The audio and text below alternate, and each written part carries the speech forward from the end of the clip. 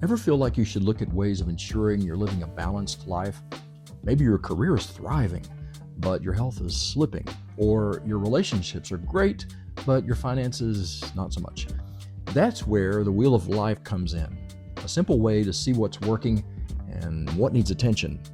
Think of your life as a wheel.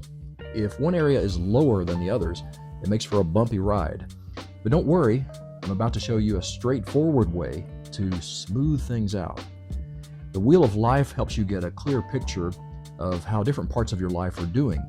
Some versions of the wheel may include categories like environment or living surroundings, but the app I'm using in this example has the following categories: health and well-being, knowledge, emotional balance, career and work, social contribution, finances, friendship and family, affection and love, social life, hobbies and fun, achievement and happiness, and spirituality.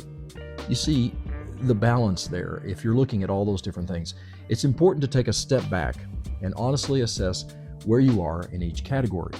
If you don't reflect on your current situation, you might stay stuck in areas that could be improved with small intentional steps. Instead of trying to fix everything at once and getting overwhelmed, just focus on improving your weakest area by, say, 1% each week.